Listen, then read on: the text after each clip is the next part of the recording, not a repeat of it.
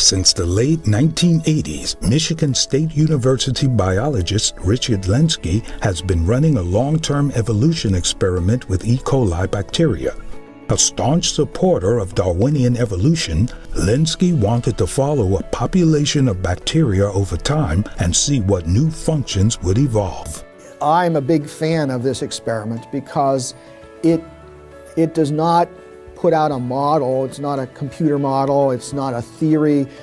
What he did was let evolution happen on its own and say, what did it do? By 2014, Lenski and his researchers had grown over 60,000 generations of bacteria. That's equivalent to, say, a million years in the lifespan of a large animal like us. And there have been trillions upon trillions of different bacteria that have been born and died in his flasks. Although often cited as providing evidence for Darwin's theory, Lenski's experiments are perhaps most revealing in what they haven't produced. We don't find a new protein with a new fold with a new function. By and large, these are deletions, insertions, rearrangements of information that's already present. He didn't see anything like the evolution of some new complex system like the flagellum. Nothing remotely like that. At some point, you're going to have to show that you have a gene with one function has now evolved into a gene with a different function, different protein folds, and we're still waiting. What we see going on in the Lenski laboratory and other places too is that Darwinian processes or random processes degrade information. They do not build it, they are not putting in new information. They might tweak something here or there, and at the margins you can have differences about what you call information. Taken together, this flood of new data has raised a powerful challenge to claims that natural selection can explain the origin of new functional genes and proteins, let alone a complex biological machine like the flagellum. At the same time, new hurdles to the Darwinian mechanism are also being raised that are specific to evolutionary accounts of the flagellum itself. For example, evidence has continued to accumulate that the type 3 secretion needle complex was not a precursor to the flagellum after all. The flagellum definitely came first. Mutation density studies show that genes in bacterial flagella have experienced more mutations than genes in type 3 secretion needle complexes. Genes that have experienced more mutations are generally presumed to be older. We find flagella across all phyla of eubacteria, very deep. The mutational densities are great for bacterial flagella. We find them arranged in the same genetic arrangements on the chromosome across genera, across families. For the most part, there's been some rearrangement. It was part of the aboriginal chromosome of these organisms. In contrast, type 3 secretory systems, we find in a very narrow range of gram-negative bacteria. They've been imported, and the mutational densities are much shallower, which means they're newer structures compared to the flagella. The supposed killer explanation against Behe has turned out to be a dud. The needle complex can't explain the evolution of the flagellum because it didn't even exist until after the flagellum. But there's more. Darwinian explanations of the flagellum assume that parts already existed that natural selection could reuse in order to build the flagellum. This may well explain some features of the flagellum, but there's a big problem. Key flagellar parts are turning out to be unique. They don't appear to exist anywhere else. They are only found in the flagellum, and if they didn't exist already, natural selection wouldn't be able to use them to build something else. Even if all the necessary parts were there for natural selection to co-opt, it's now becoming evident that just having the parts alone wouldn't be sufficient. Complex structures almost always require a specific sequence of assembly. When building a house, a foundation must be laid before the frame can be put up, and the frame must be completed before the roof can be added. In a similar way, a flagellum must be built in a carefully orchestrated process that is governed by assembly instructions encoded in the DNA.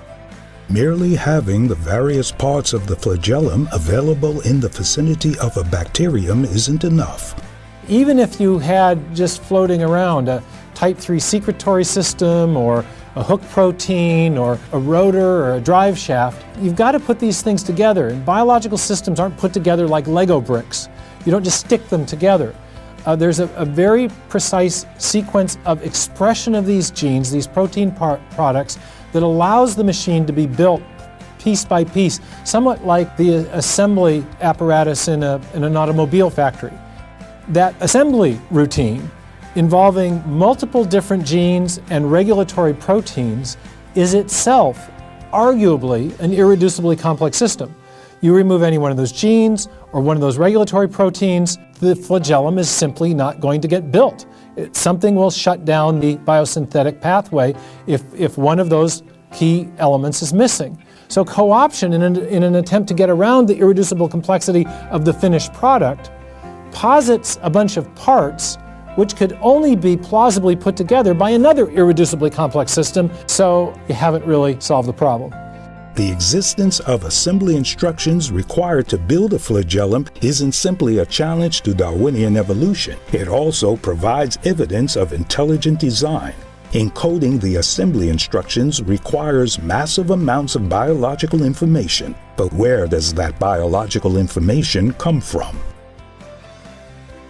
The genome is full of information.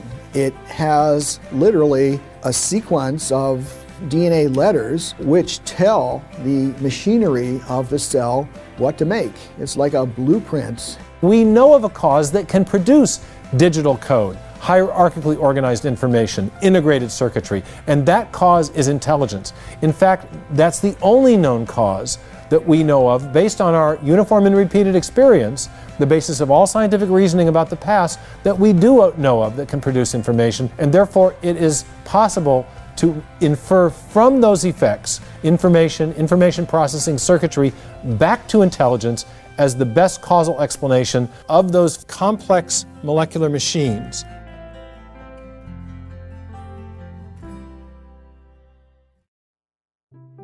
More than 2 decades after the publication of Darwin's Black Box, the challenges to Darwinian explanations of molecular machines like the flagellum have become even more daunting.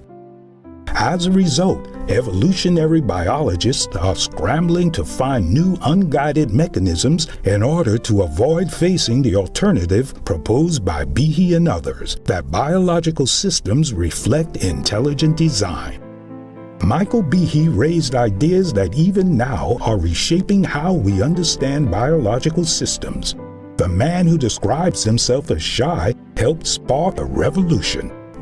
Well, one of the things I like about Mike Behe is that he's a very humble and unassuming guy. He's not full of himself, yet he's a player on the world stage scientifically. People all over the world know of his idea of irreducible complexity. They know of the idea of intelligent design because of his work. And it's really reframed the debate.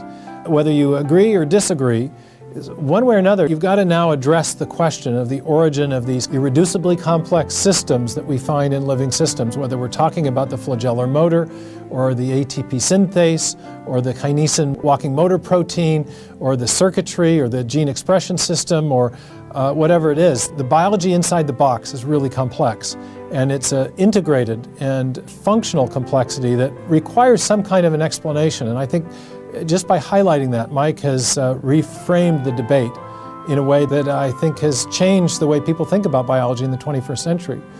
For Behe, the most satisfying part of his intellectual journey isn't getting recognition, it's opening minds. I remember in particular a time I was talking at the University of Massachusetts at Amherst, and also on the stage and also talking, it was not really a debate, but a kind of a different perspectives on issues, was a lady named Lynn Margulis, who was a very prominent biologist, a member of the National Academy of Sciences. And there were about 1,000 students in the audience. There was reporters from the New York Times, the president of the university was there. It was great. And after discussing it, I had a number of students come up saying exactly that they hadn't thought about it from this perspective before, They thought either that you had to be for evolution, quote unquote, or for creation, quote unquote, or that, you couldn't have scientific reasons for being skeptical of Darwin's theory. And they kind of scratch their heads and say, I'll have to think about that. And that's the moments that a teacher like myself just lives for.